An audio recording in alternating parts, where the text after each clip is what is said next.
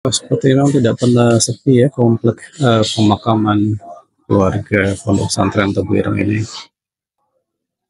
Luar biasa, mudah-mudahan kita semua yang menonton video ini mendapatkan kemuliaan yang sama. Assalamualaikum warahmatullahi wabarakatuh. Kali ini dari PT Jombang berada di kawasan pemakaman Kiai Haji Abdurrahman Wahid atau Gus Dur. Sekarang jam 10.30 tanggal 11 Juli. Kalau kita berkesempatan untuk mengunjungi atau berziarah ke makam Gus Dur. Oke, kita ikuti bersama-sama. Assalamualaikum warahmatullahi wabarakatuh.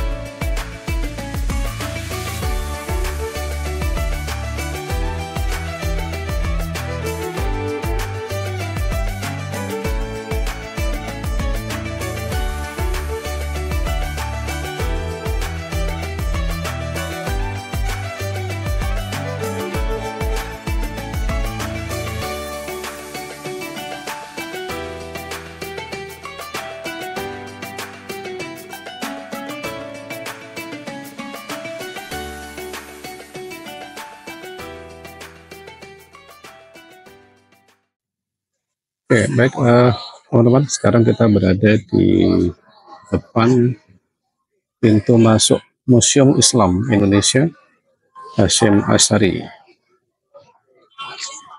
Dan ternyata kalau saya cek di Google Map, di depan museum ini sudah kompleks Universitas Hasyim Asy'ari. Jadi tadi saya lihat di sana kelihatan mahasiswa ya. Saya tadi sudah sempat kepikiran kayak mahasiswa, tapi yang mahasiswa apa ini? Ternyata ini adalah kompleks Universitas Hasyim Asy'ari. Ya seperti ini desain ya, jadi cukup estetik. Ini mulai naik, ada tangga, trap-trapan deh sampai ke pintu masuk, kaca-kaca. Tadi kita berangkat dari arah sana, dari parkiran. Ini berarti kita dari pintu masuk depan ini.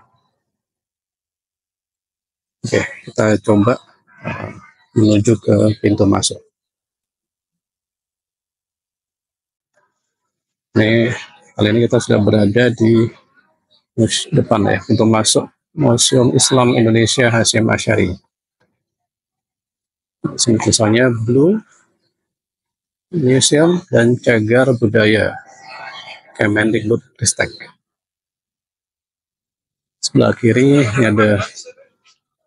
ada foto Gus Dur ya, Presiden Republik Indonesia keempat. Dan di sebelah sana ini ada foto Kiai Haji Hasyim Asy'ari.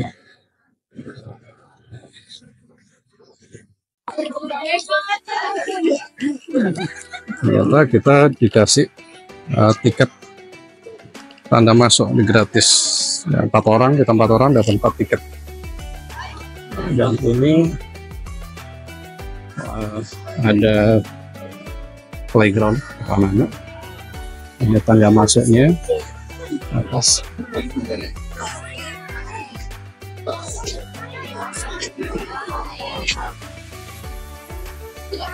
Ada Indonesian Heritage Agency, berarti ada agensi yang memang menangani peninggalan ya Indonesia. Cukup ramai seperti ini dari sekolah ya, anak-anak sekolah.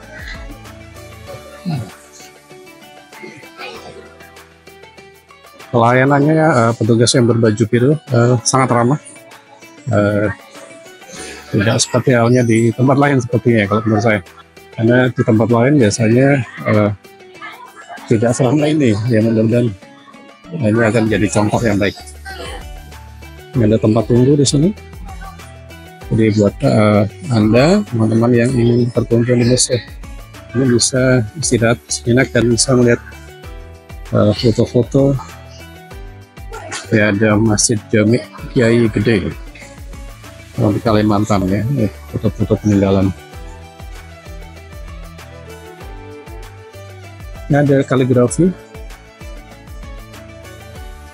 ornamen ya, kaligrafi sampai ke bawah-bawah juga kaligrafi. Tulisannya ini harusnya Allah Muhammad ya harusnya.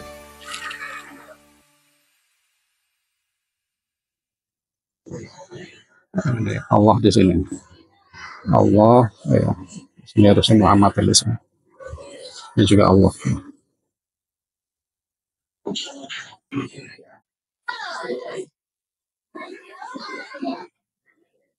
Sejuk di sini, pakai AC dan tempatnya sangat bersih.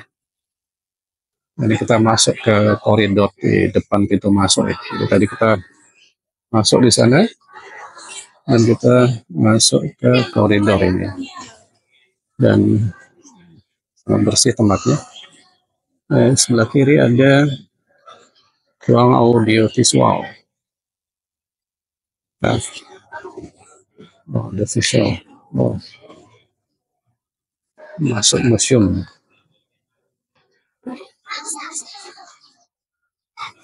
Ini tokoh-tokoh ya.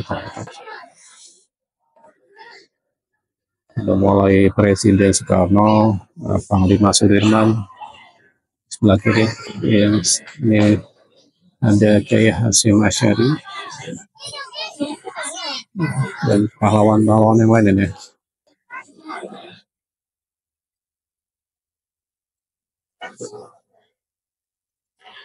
Minha, Museum Islam Indonesia, Kiai Haji Hasyim Asy'ari.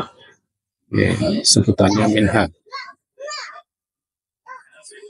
Tempatnya asli ada tanaman-tanaman pohon-pohon hingga cukup membuat suasananya menjadi adem ya di panasnya kota Jombang.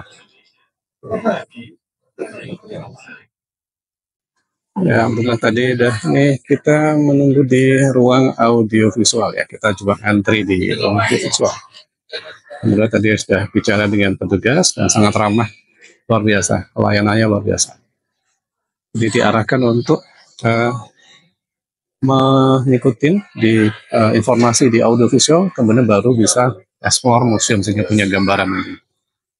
Kita tunggu dulu di sini.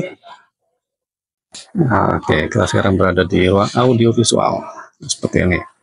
Luar biasa ya, ini desain museumnya keren. Kursi-kursinya juga luar biasa, masih bagus perawatannya. Ya, oke, kita ikutin. Saya ucapkan selamat datang di Museum Islam Indonesia Kiai Hasyim Asy'ari atau lebih mudahnya disingkat dengan nama Minha. Museum ini yang lokasinya berada di Dusun Tebuireng, Desa Tukir, Kecamatan Diwo, Kabupaten Jombang, Jawa Timur, yang pada waktu itu dibangun atas ini. Seluruh Indonesia saat ini adalah Muslim.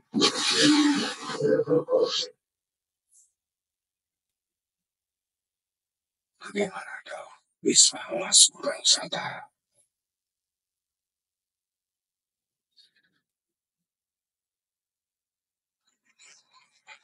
Kita sekarang sedang menyaksikan video di ruang audio visual di Museum Islam Hasyim Asy'ari atau di Kota Pindang Minha.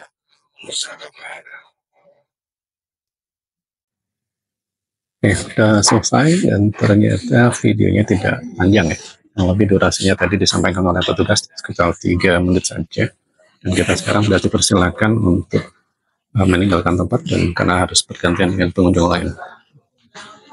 Oke, kita akan lanjutkan untuk melihat masuk ke eksplorasi museum. Sekarang kita berada di ruang untuk bisa explore museumnya. Jadi ada beberapa, mungkin ada saya menyampaikan beberapa hal ya, terkait kesan pertama saya ke Museum Hasyim Asy'ari. Pertama, saya pertama hanya asumsi saya ini akan hanya museum ini hanya untuk mengangkat sejarah dari keluarga besar Kiai Haji Hasyim Asy'ari gitu ya. Namanya Kiai Haji atau Museum Kiai Haji Hasyim Asy'ari. Tapi ternyata tidak hanya untuk tidak hanya sekedar itu saja, tapi ini mencakup semua sejarah ya. Saya pikir dimulai di sini ada peta penyebaran Islam, ya. Sejarah masuknya Islam, kemudian ini ada profil apa? Ini Sumatera ya, tapi namanya Barus ya. Mungkin saya ingat nama Barus ini mungkin daerah Sumatera. Ya. Kemudian sampai sana itu Riau, dan kemudian ada Jawa di sini, ada Kesultanan Demak, Sunan Kalijaga. Jadi luar biasa. Kesannya adalah ini saya pikir ini adalah hidden gem ya di Jombang. Di tengah-tengah panasnya kota Jombang ada tempat yang luar biasa.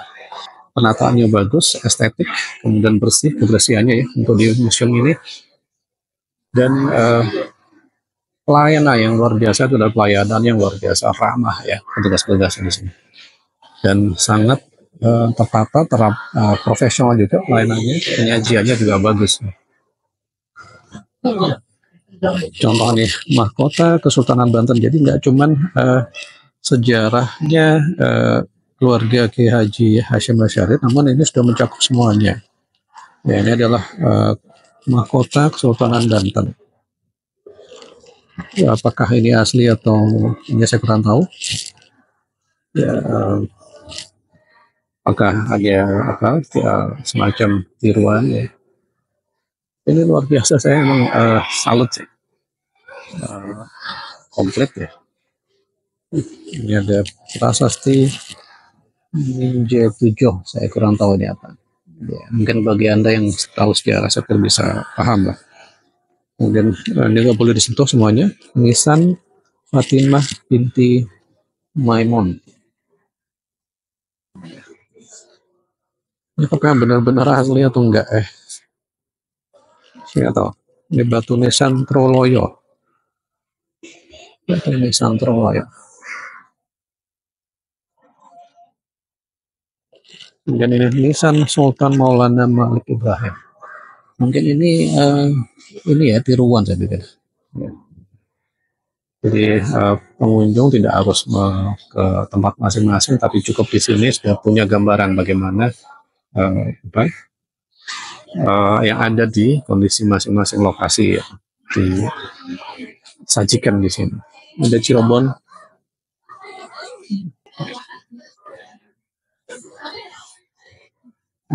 Jakarta, Sultan Banten. Memang sekedar tulisan yang tidak terlalu panjang dan tidak terlalu detail, tapi sudah cukup mencerminkan bagaimana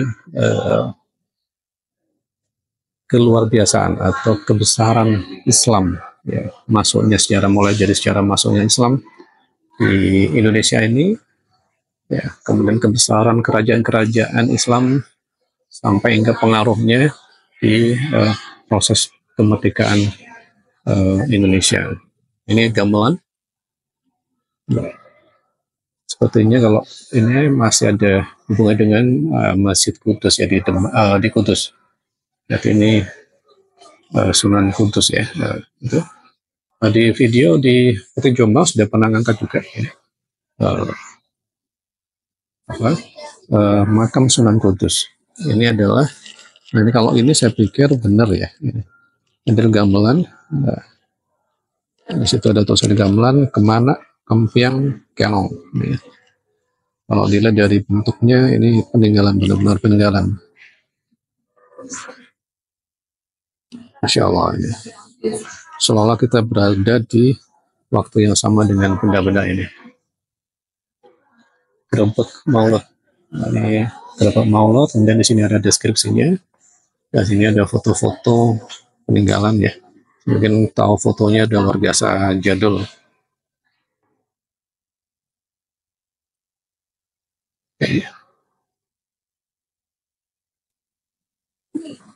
Nah, di sini ada apa ini, barang-barang kecil ini, fragmen gerabah. Oh, potongan ya, fragmen itu potongan-potongan gerabah. Ini Padupaan Banten, ya, kemudian fragmen gerabah. Ini peninggalan masyarakat zaman dulu. Wah, kebanyakan ya, fragmen gerabah, saya pikir ini adalah penemuan sejarah, ya, penemuan sejarah yang disimpan, yang disengaja untuk diabadikan di museum ini. Ya. Kitab-kitab bahasa, kitab-kitab bahasa. Dan apa ini? Kerajaan Minangkabau. Jadi ini cukup besar. Dibanding tempat-tempat yang lain ya. Maksudnya penyajiannya. Ini mirip dengan buku sebenarnya. Desainnya seperti buku ya. Kalau dilihat dari bentuk atas itu, seperti ada lipatan buku di tengahnya. Dan ini jadi pertanyaan adalah kenapa kerajaan Minangkabau dibuat segede ini? Jambi, Bengkulu, Kerinci ini juga dibuat cukup besar. Allah alam ya. Dan saya pikir enggak, pasti ada alasan tertentu. Masjid dan Adan. Ini saya pikir kalau dilihat dari ini adalah Masjid Aceh. Ya, Masjid Baitur Rahman Aceh. Oke. Dan di hadapan kita sekarang ada namanya Cogan. Cogan ini saya bacakan ya. Cogan merupakan kipas pusaka dari Kesultanan Riau Lingga. Bentuknya menyerupai daun. Permukaannya ada aksara Arab dalam bahasa Melayu yang bunyinya adalah Gua Bismillah. Ya, bahwa inilah raja keturunan dari Bukit Siguntang. Asalnya dari Sri Sultan Iskandar Zulkarnain. Koleksinya asli ya, bukan tiruan. Dan ini bahannya bukan dari kipas seperti kipas sekarang, ini saya pikir dari bahan-bahan logam ya. Dan dia pasti capek juga ya untuk bisa menipaskan. Luar biasa. Ini berarti mengartikan bahwa betapa tingginya dan betapa kejayaan ya, kejayaan dari Kesultanan Riau sampai kipasnya aja berasal dari logam, bukan dari bahan yang ringan-ringan. Dan ini lapisannya sepertinya emas ya, sepuh dengan emas. Wah, luar biasa. Baik, kali ini ada di depan saya, ini adalah prasasti. Namanya Prasasti Padrau. Seperti ini. Ini benar-benar kalau dulu saya tahu prasasti hanya dari membaca buku ya ketika sekolah. Tapi ini kali ini ada di depan saya, di hadapan saya, dan ini adalah bentuknya, bahannya adalah batu. Batu biasanya setahu saya diletakkan di tempat-tempat tertentu yang menjadi kebanggaan, yang bisa menjadikan suatu tanda ya, prasasti ini. Oh, gambarnya ini maksudnya yang dituliskan sini saya kurang paham nih, apa saya pikir ahli sejarah yang paham. Bisa mengartikan simbol-simbol seperti ini. Nah, kalau dari keterangannya di sini ada prasasti Padrau ini dikeluarkan oleh Portugis di Sunda Kelapa atau Jakarta. Ya, sebagai bentuk kesepakatan atas perjanjian antara orang-orang Portugis dengan kerajaan Sunda agar orang Portugis dapat membangun benteng dan gudang rempah-rempah di pelabuhan Sunda Kelapa dan seterusnya. Jadi ini ternyata nggak cuma orang Indonesia atau asli orang Indonesia yang membuat prasasti, tapi Portugis juga mengikuti supaya mendapatkan apa yang mereka inginkan dengan membuat prasasti Padrau.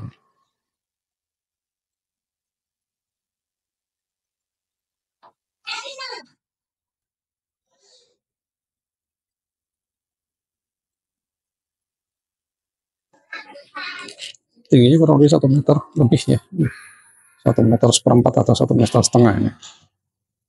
Oke, kita lihat yang lain. Di belakang prasasti seperti patrol tadi, ada beberapa peninggalan juga. Yang pertama dari Papua, kita lihat manuskrip yang saya bacakan, manuskrip Islam di Papua. Saya bacakan ya, naskah kuno berhuruf dan berbahasa Arab milik Muhammad Bafadal, seorang imam masjid Pulau Dum, Kota Sorong, Provinsi Papua Barat Daya. Ini adalah peninggalan leluhurnya yang berasal dari Hadramaut untuk menyebarkan Islam sambil, ya, ini ada typo, untuk saya sambal, harusnya sambil berdagang di Papua. Ini adalah manuskrip Islam di Papua. Selanjutnya dari Banda. Lihat, ini ada pala dan cengkeh Banda. Kalau di Banda ya pasti ya selalu identik dengan pala dan cengkeh. Saya sendiri juga kalau bentuk pala ya kurang lebih sudah sering lihat ya. Saya bacakan sedikit. Banda penghasil cengkeh banyak, meski tidak banyak di Pulau Ambon dan sekitarnya. Daerah Ambon ya, Banda.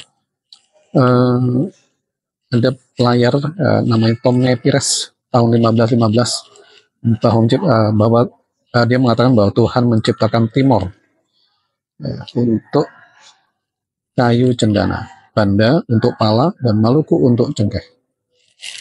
Jadi saya kok merasakan betapa rakusnya nih para penjajah zaman dulu ya, Portugis. Kemudian selanjutnya ada Bima, naskah kuno Bosang Haji Kai. Ini Mushaf Lalino. Udah mulai buram ya, udah kena mungkin termakan usia. Tapi luar biasa, bahannya kertasnya juga. Apakah ini kertas seperti yang saat ini atau kertas bahannya apa ya? Kita lihat ya keterangan di sini. Mushaf peninggalan Kesultanan Bima. Nah, ini ada typo juga ya, Kesultanan harusnya pada masa pemerintahan Sultan Bima terakhir. Daerah Bima berarti daerah NTB, Sultan Salahuddin. Ditulis di atas material kertas Eropa. Oh, ini bahannya kertasnya kertas dari Eropa.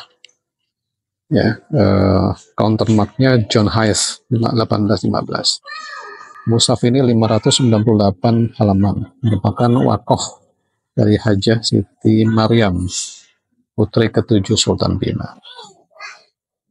Insyaallah. Lanjut dari Bali. Oke, ini teman-teman yang berasal dari Bali, di sini juga ada. Dan ini peninggalannya uang logam. Uang logamnya gede banget ya. Kalau dilihat ini diameternya bisa sampai hampir 7 cm ya, yang paling atas itu. Di bawahnya mungkin sekitar 5 cm. Keterangannya uang kepeng, uang gobok, dan uang ma. Uang kepeng banyak ditemukan di situs Trowulan. Trowulan di Mojokerto. Dan fungsinya sebagai alat tukar yang sah pada masa Majapahit. Nah, tapi ini Bali gitu. Kita cobain.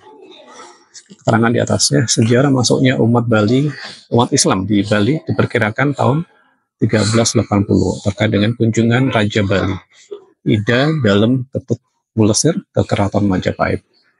Disebutkan ketika Raja Bali yang berkuasa tahun 1380 sampai 1460 pulang dari kunjungan ke Majapahit, ikut serta dalam rombongannya orang Jawa beragama Islam sebanyak 40 orang.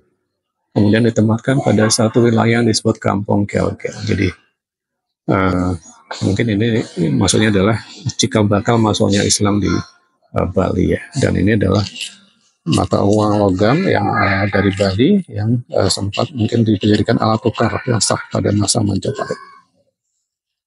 Oke. Ini ada keterangan juga nih. Apa ini? Nomor inventaris. Oh, nomor inventaris ya. Uangnya kecil-kecil loh ya. Oke, baik.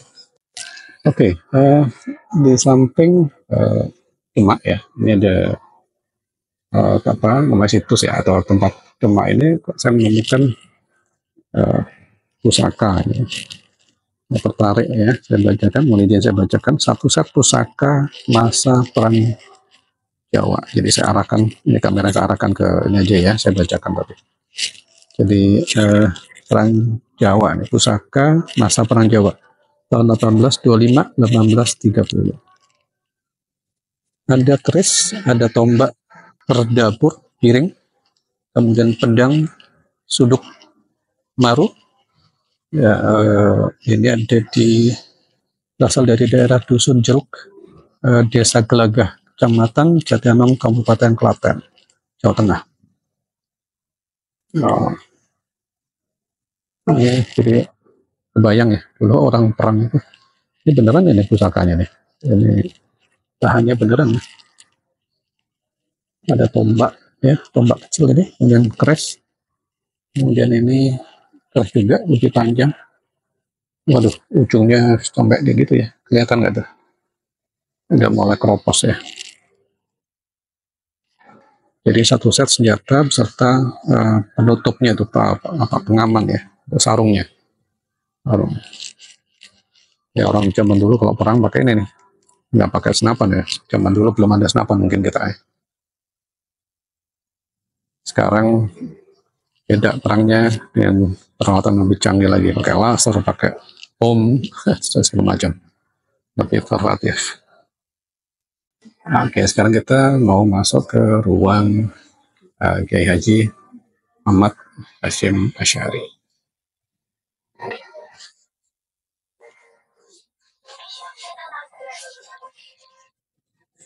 Di sini sebelah kiri kita kita bisa menjumpai foto Kiai Haji Bisri Syamsuri.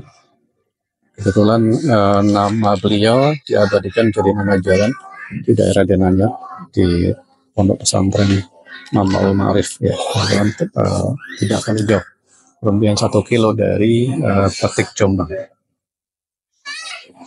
Barakallahu fiik. Dan ini adalah koleksi dari Kiai Haji Hasyim Asy'ari. Ini bukunya, ya, kitabnya beliau dalam mengajar. Adabul Alim wal Ta'alim, kitab yang membahas etika menuntut ilmu dan mengajarkan. Ya, kemudian Qanun Asasi adalah aturan dasar Nahdlatul Ulama yang menjadi landasan pergerakan Nahdlatul Ulama.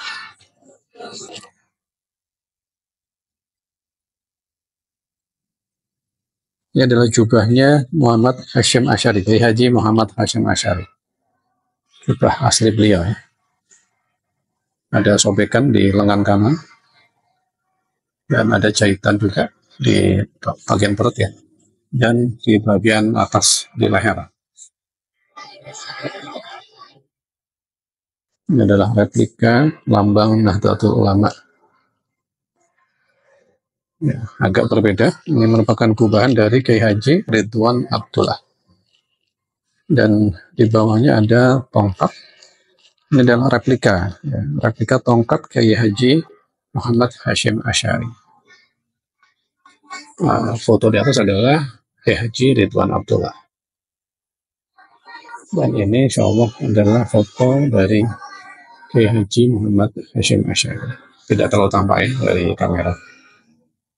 Oke, lanjut.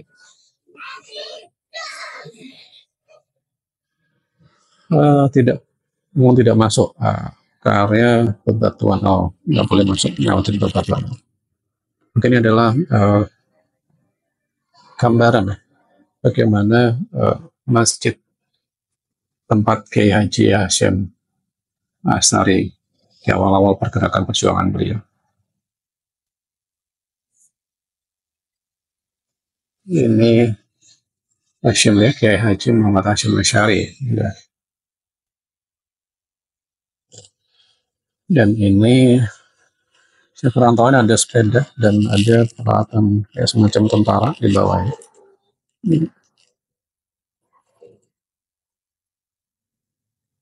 Ini ada helm pejuang.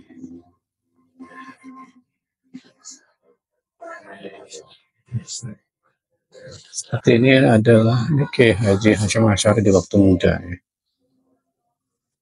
Ada tulisan tangan beliau. Belum bacaannya fatwa jihad. Hukumnya memerangi orang kafir yang merintangi kepada kemerdekaan kita sekarang ini adalah fardhu ain bagi tiap orang dalam bagi tiap orang Islam yang mungkin meskipun orang kafir, orang fakir. Yang kedua, hukumnya orang yang meninggal dalam peperangan melawan nikah, ya, serta komplotnya adalah mati syahid. Yang ketiga, hukumnya orang yang memecahkan persatuan kita sekarang ini wajib dibunuh.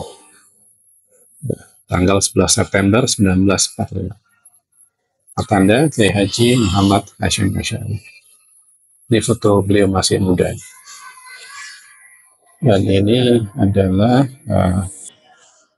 foto ya kurang lebih Kiai Haji Abdul Wahab Hasbullah, pendiri NU bersama Kiai Haji Hashim Asy'ari, pesantren Bahrul Ulum Tambak Pras Jombang.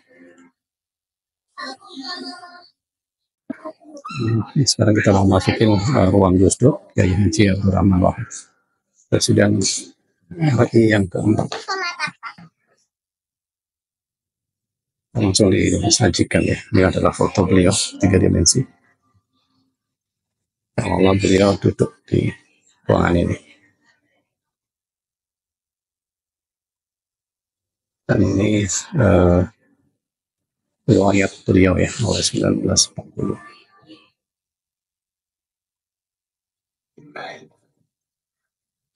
Ini adalah lahir beliau, saya bacakan. Lahir di Denanyar, Jombang, tanggal 7 September 1940. Dan seterusnya, kemudian 1949, setelah proklamasi kemerdekaan, Gus Dur kembali ke Jombang. Ya. Ini foto beliau waktu muda, tahun 1954. Kemudian tahun 1957, lulus dari SMEP, pindah ke Tegalrejo, Magelang, melanjutkan pendidikan di pesantren di bawah asuhan Kiai Haji Fudori. Nah, ini adalah foto Gus Dur dan Gus Mus masih muda kan? Oh, kelihatan cerdasnya. Foto Gus Dur dan Gus Mus selama di Mesir, di Universitas Al-Azhar.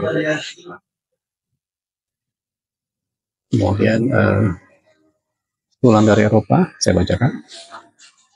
Gus Dur bergabung ke Lembaga Penelitian, Pendidikan, dan Penerangan Ekonomi dan Sosial LP3IS.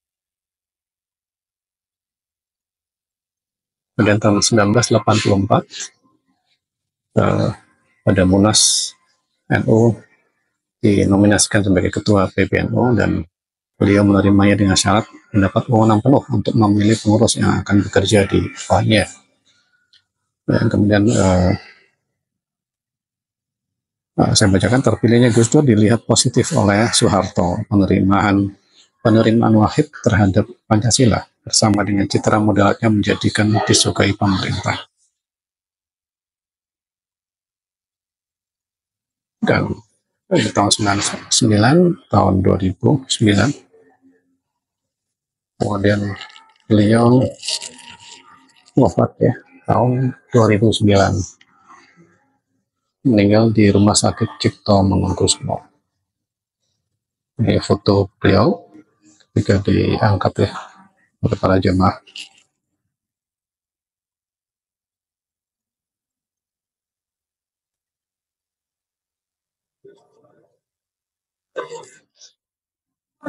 Ada semboyan ya, saya bacakan ya. Kemajemukan harus bisa diterima tanpa adanya perbedaan.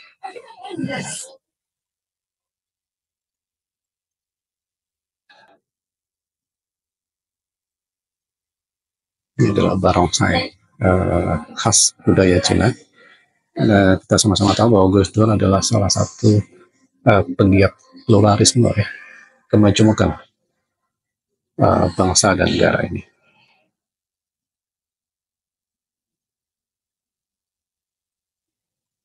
Ini adalah keluarga beliau. Ada Ibu Alisa Otoronada, kemudian Inayah Wulandari, Anita Hayatun Nufus, Zanuba Arifah Hafsa.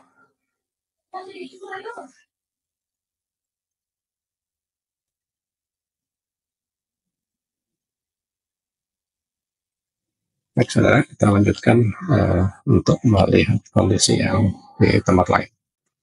Oke, jadi kita baru saja masuk ke Museum Kiai Haji Hasyim Asy'ari, Museum Islam Hasyim Asy'ari, dan sekarang kita mau beralih menuju ke makam, komplek pemakaman Gus Dur.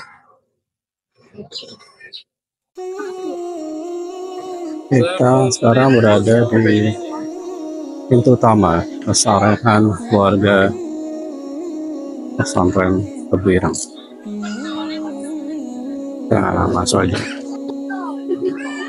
Baik, kita sekarang berada di area pemakaman Gus Dur. Di sini ada daftar nama-nama yang dimakamkan di Tebuireng, Jombang. Ada, kalau di sini saya lihat ada sampai yang full namanya di sampai 40 ya. 40 sebelah kiri itu. Dan saya bacakan, nama nomor 1 itu Hadratus Syekh Kiai Haji Hasyim Asy'ari, dan Nyai Nafikon, dan seterusnya. Sampai yang paling nomor 40 paling bawah nomor kiri itu ada Kiai Haji Khalil, pengasuh pondok Sokopuro. Kemudian nomor apa itu ya, kalau Gus Dur sendiri di nomor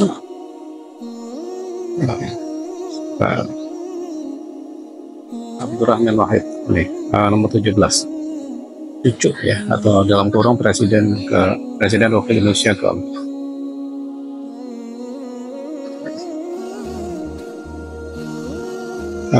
ada yang kosong, nomor-nomornya kosong, saya kurang paham kenapa kosong. Jadi mulai pendiri pondok pesantren Tebuireng, Hadratus Syekh Kiai Haji Hasyim Asy'ari sebagai pahlawan nasional. Kemudian ada yang pahlawan nasional ada lagi di Kiai Haji Wahid Hasyim, pengasuh kedua pondok pesantren Tebuireng. Kemudian Kiai Haji Khalid Hasyim, pengasuh kelima. Kiai Haji Yusuf Hasyim, pengasuh ke-6, dan seterusnya. Di sini ada istri ya, jajaran istri dan kakak, kemudian menantu, keponakan, cucu menantu, ada picit juga ada. Ya, di belakang nama-nama ini adalah kompleks pemakaman Gus Dur.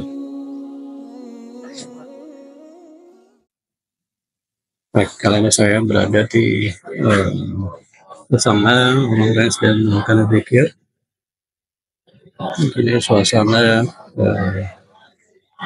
di depan sana. Di depan itu adalah makam, komplek pemakaman keluarga pondok pesantren Tebuireng. Untuk menghormati beliau, tidak akan saya ambil gambarnya, cukup dari sini. Mudah-mudahan ini jadi kebaikan kita semua.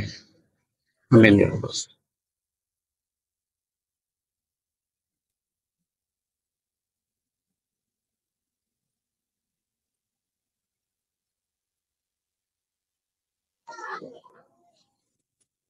Seperti memang tidak pernah sepi ya komplek pemakaman keluarga pondok pesantren Tebuireng ini.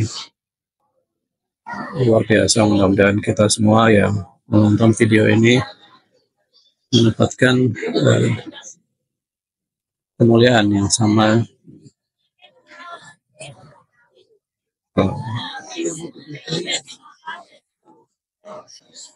dan sama-sama bisa mendapatkan syafaat Nabi Muhammad SAW.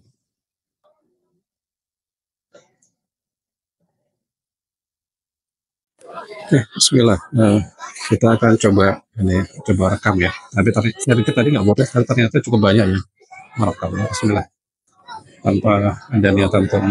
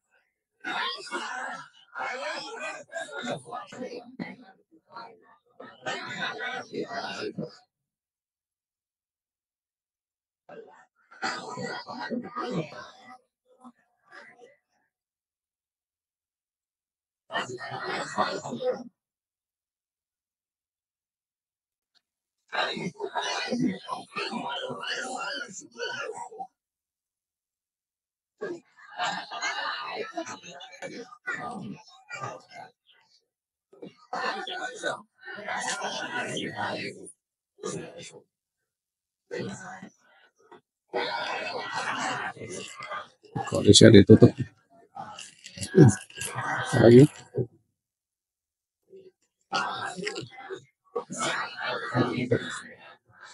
Berat banget ya.